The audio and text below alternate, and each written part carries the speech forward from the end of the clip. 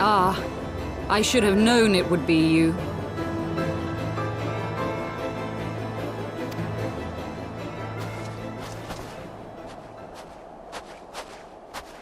Word reached me of a struggle with a small but well-armed band of trespassers. Forgive my comrades their hostility. Few come here uninvited, and fewer still with good intent. Now, tell me why you are here.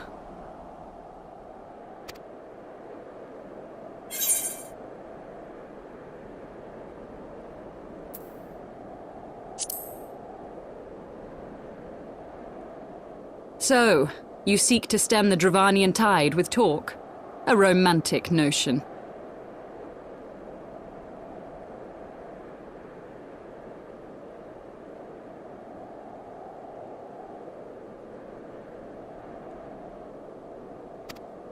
If you but knew the truth, the spark which lit the flames of this animosity, you would understand the futility of your quest.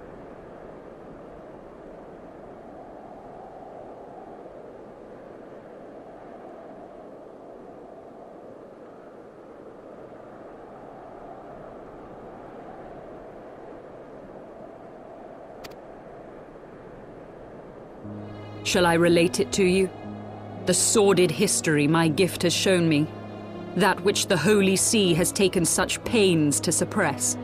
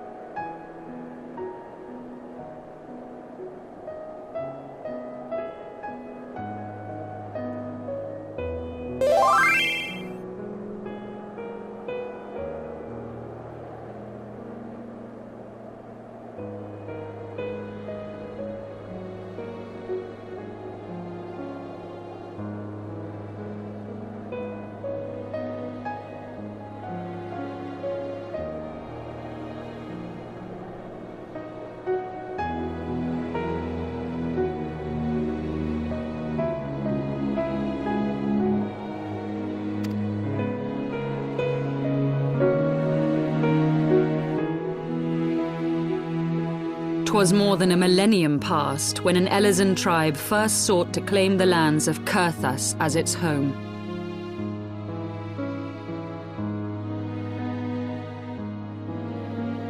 Unfortunately for them, Kurthas was already home to dragonkind, and they were not inclined to make way for the invaders. Thus did a bloody war begin, a war which might well have rumbled on until one or the other side was exterminated, had it not been for the resolve of a single woman. That woman's name was Shiva.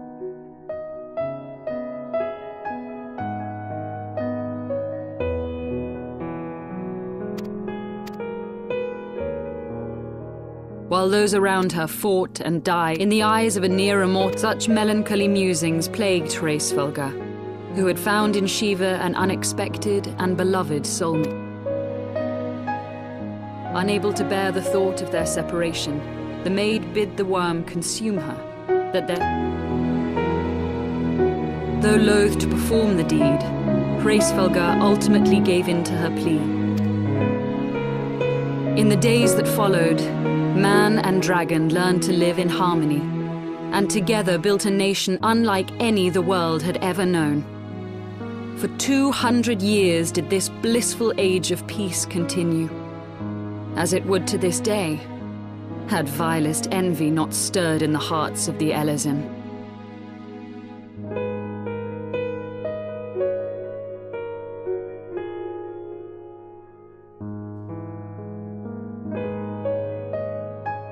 It is said that worms owe their longevity to the boundless reserves of vitality found within their eyes.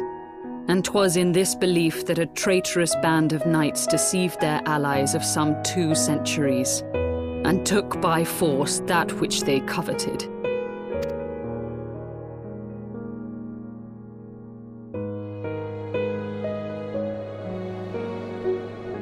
Nidhogg.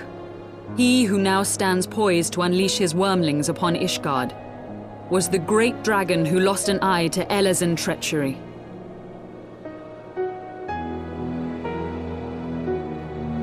And until he prizes it from the hands of the traitor's progeny, no amount of conciliatory words will stay his fury. You are wrong, Lady Iceheart.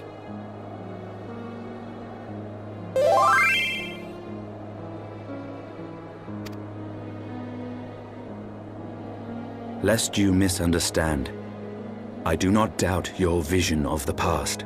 'Tis true that Nidhogg greatly desired to reclaim the Eye. Indeed, it was for that very reason that I kept it with me as I roamed the land, attempting to draw him away from the city.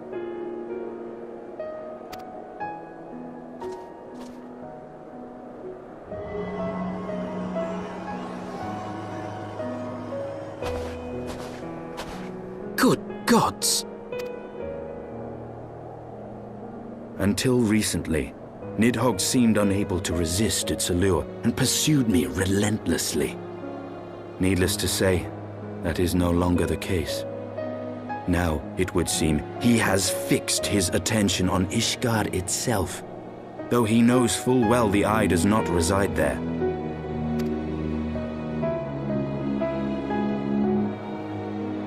You believe he targets the capital for another reason? I believe reason has all but left him. Through the Eye, I feel much of what Nidhogg feels, and the dragon's thirst for vengeance will not be quenched by aught less than a sea of blood.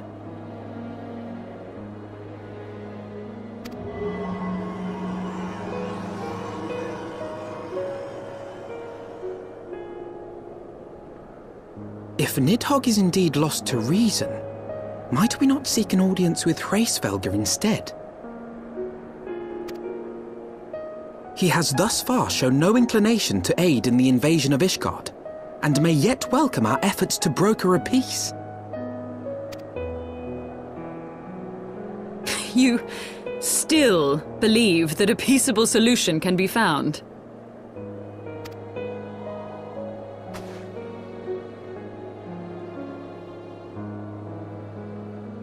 Our road will lead us to Dravania, the homeland of dragonkind. There we shall ascend unto the clouds, where Hraesvelgr resides.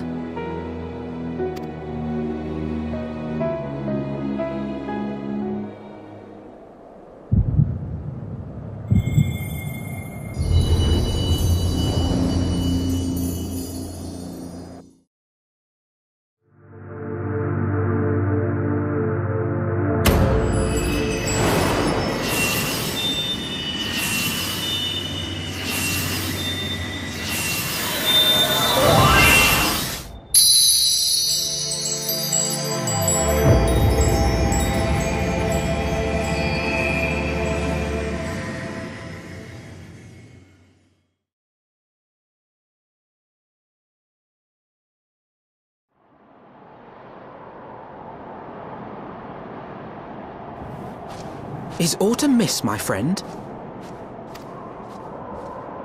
I sense the many battles are beginning to take their toll. Rest a while, and should you lose sight of us, Dravania lies beyond the mountains to the west.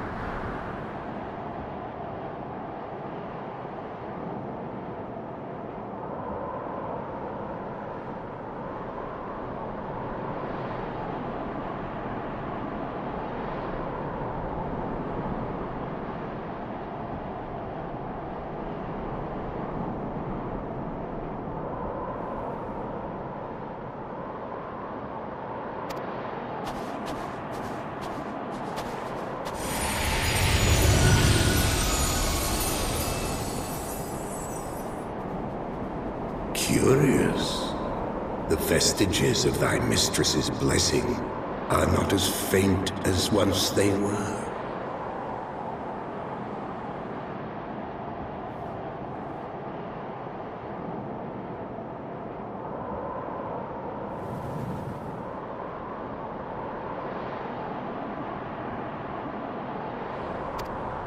Thy will to succeed grants thee unusual fortitude. But will it be enough?